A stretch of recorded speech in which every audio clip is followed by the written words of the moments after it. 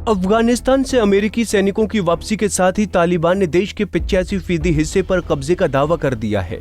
अपने राज्य में मानव अधिकारों, खासकर महिलाओं के अधिकारों की सुरक्षा की बात करने वाले तालिबान ने बर्बर नियम कानून भी तय कर दिए हैं। तालिबान के नियंत्रण वाले इलाकों से कई रिपोर्ट सामने आ रही हैं, जो बताती हैं कि वो किस तरह जनता पर अपने कट्टर कानून थोप रहा है। पिछले कुछ दिनों से सोशल मीडिया पर तालिबान का एक बयान भी वायरल हो रहा है। इसमें कथित तौर पर ग्रामीणों को अपनी बेटियों और विधवाओं की शादी विद्रोही लड़ाकों से करने का आदेश दिया गया है। तालिबान के सांस्कृतिक उद्योग के नाम से जारी पत्र में कहा गया है कि कब्जे वाले इलाकों के सभी इमाम और मुल्ला 15 साल से ऊपर की लड़कियों और 45 साल से कम उम्र की विधवाओं की सूची जारी करें, ताकि उनका निकाह तालिबान लड़ाकों से कराया जा सके। इन बयानों ने तालिबान के पहले कार्यकाल के दौरान जारी आदेशों की कड़वी यादें ताजा कर दी हैं। हालांकि इस बार अपनी नरम छवि को पेश करने वाले तालिबान ने इन बयानों को खारिज किया है। उसने कहा कि वो इस तरह का कोई आदेश जारी नहीं किया गया है और ये फर्जी कागजात का इस्तेमाल करके फैलाई गई अफवाहें हैं।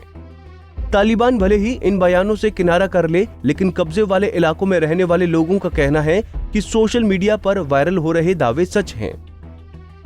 AFC के अनुसार उत्तरी अफगानिस्तान में कब्जा करने के कुछ दिन बाद तालिबान ने स्थानीय इमामों को पत्र लिखकर अपने पहले आदेश जारी किए थे। 25 वर्षीय सेफातुल्लाह के मुताबिक कलफगान में कहा गया है कि पुरुषों के बिना महिलाएं बाजार नहीं जा सकती हैं और पुरुषों को भी अपनी दाढ़ी सेव नहीं करनी चाहिए।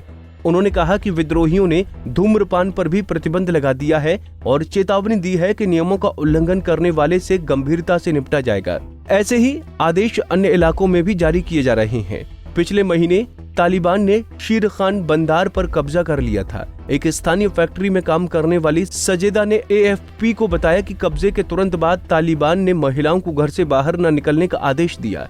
वहाँ कई महिलाएं थीं जो कढ़ाई, सिलाई और जूते बनाने का काम करती थीं, लेकिन तालिबान के आदेश सब डरी सहमी हुई हैं।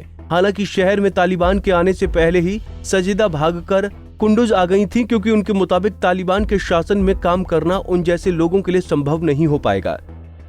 ताजिकिस्तान सीमा पर यवन जिले के 32 वर्षीय नजीर मोहम्मद ने AFP को बताया, तालिबान ने इलाके पर कब्जा करने के बाद एक स्थानीय मस्जिद में निवासियों को इकट्ठा किया।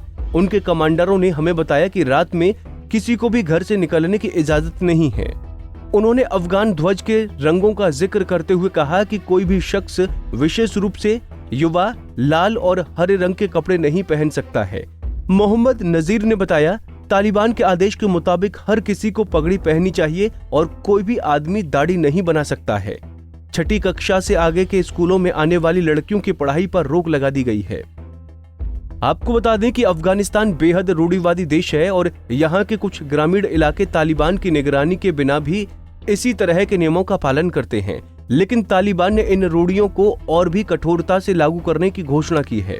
इससे पहले साल 1996 से 2001 तक तालिबान ने अफगानिस्तान पर कट्टरपंथी विचारधारा के तहत शासन किया था। तब भी महिलाओं और लड़कियों को कई तरह के प्रतिबंधों का सामना करना पड़ता था। महिलाओं को घर के अंदर रहने का आदेश था, जब तक कि कोई पुरुष या रिश्तेदार साथ न हो। उन्हें बाहर निकलने की इजाजत नहीं थी। लड़कियों को स्कूल जाने की अनुमति नहीं थी और वे व्यभिचार जैसे अपराधों में दोषी पाए जाने वालों को मौत के घाट उतार दिया जाता था। महिलाओं की बजाय मर्दों को ज्यादा आजादी थी, लेकिन उन्हें दाढ़ी बनाने की मनाही थी। नमाज में शामिल नहीं होने पर लोगों को पीटा जाता था और सबको पारंपरिक पोशाक पहनने को कहा जाता था। तालिबान ने अपने शासनकाल के दौरान टीवी देखने पर भी प्रतिबंध लगाया था, ताकि जनता न तो खुद को शिक्षित कर पाए और न ही किसी से संपर्क स्थापित कर पाए।